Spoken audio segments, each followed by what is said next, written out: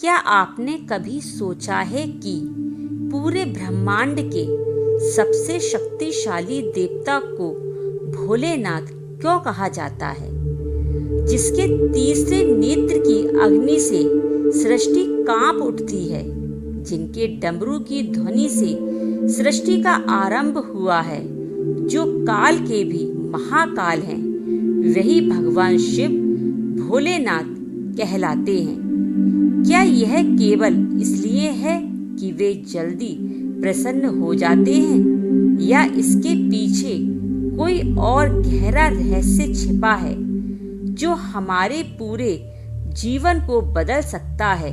यदि आज आप इस रहस्य को समझ गए तो शायद आपके जीवन का हर दुख, हर क्रोध और हर अहंकार और हर बेचैनी धीरे धीरे समाप्त होने लगेगी। तो आइए शिव की शरण में चलते हैं और जानते हैं कि उन्हें भोलेनाथ क्यों कहा जाता है। हर हर महादेव। भगवान शिव केवल देवताओं के देव नहीं, वे करुणा, प्रेम, त्याग और सरलता के प्रतीक हैं। भोलेनाथ का अर्थ मूर्ख या अज्ञानी नहीं होता, इसका अर्थ होता है इतने निष्कपट, इतने सरल और इतने दयालु कि वे किसी के बाहरी रूप या धन को नहीं, बल्कि उसके हृदय की सच्चाई को देखते हैं। जो भी सच्चे मन से उन्हें पुकारता है, भगवान शिव उनकी पुकार सुनते हैं। कारण है कि भगवान शिव के भक्तों में राजा भी हैं और गरीब भी, ऋषि भी हैं और साधारण गृहस्थ भी। वे कभी भेदभाव नहीं करते। महादेव हमें सिखाते हैं कि ईश्वर के द्वार पर किसी भी प्रकार की ऊंच नीच नहीं होती, वहाँ केवल भाव का मूल्य होता है। जीवन में भी यदि हम लोगों को उनके पद, धन या रूप से नहीं, बल्कि उनके चरित्र और मन से पहचानना सीख जाएं, तो हमारे रिश्ते भी मधुर हो जाएंगे। भगवान शिव का एक और गुण है, वह अत्यंत शीघ्र प्रसन्न हो जाते हैं।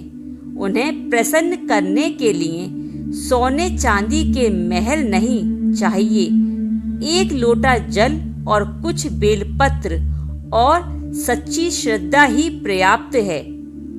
इनका संदेश बहुत गहरा है।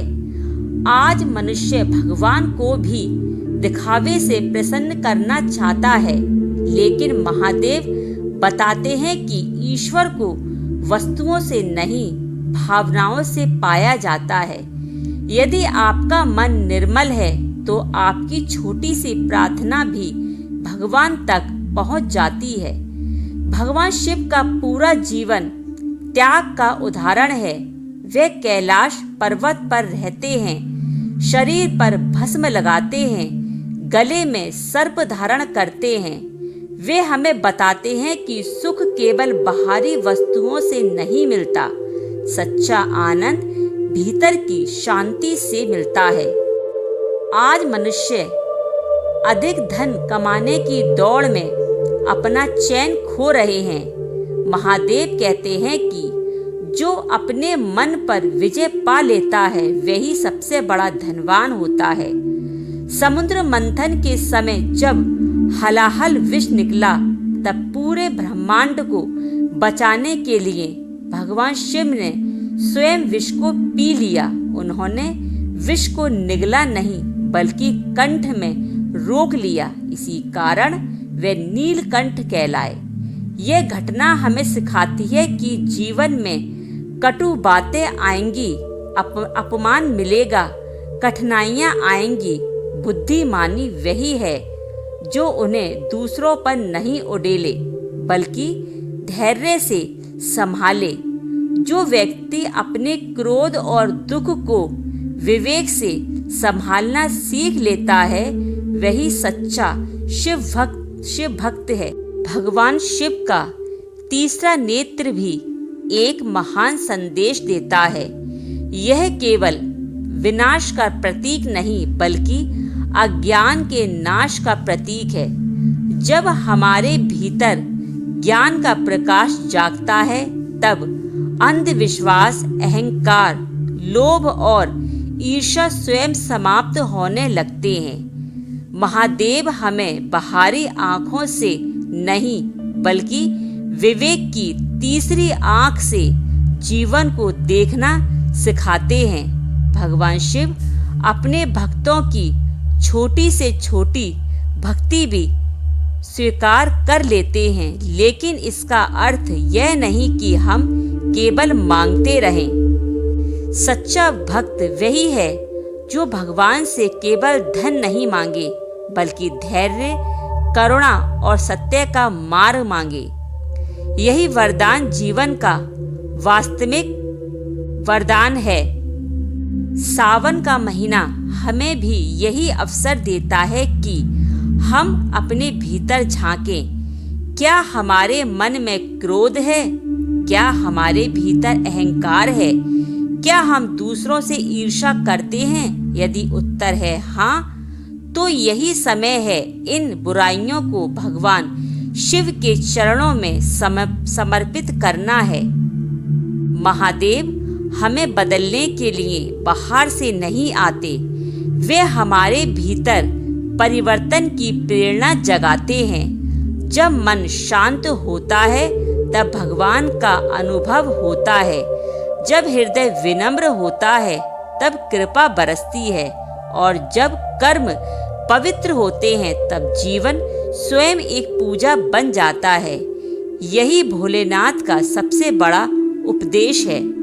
इसीलिए भगवान शिव को भोलेनाथ इसलिए नहीं कहा जाता कि वे बिना सोचे समझे वरदान दे देते हैं, बल्कि इसलिए कि उनका हृदय असीम करुणा और प्रेम से भरा है। वे बाहरी आडंबर नहीं देखते, वे केवल सच्ची श्रद्धा देखते हैं। यदि हम भी महादेव की तरह सरल, निष्कपट, क्षमाशील, धैर्यवान और करुणा में बच जाएं, तो हमारा जीवन भी भय, तनाव और अहंकार से मुक्त हो सकता है। आइए इस सावन हम केवल शिवलिंग पर जल नहीं चढ़ाएंगे बल्कि अपने भीतर के क्रोध, ईर्ष्या, अहंकार और छल को भी भगवान शिव के चरणों में अर्पित करेंगे। तभी हमारी पूजा पूर्ण होगी और तभी हम सच्चे अर्थों में भोलेनाथ की कृपा के अधिकारी बनेंगे।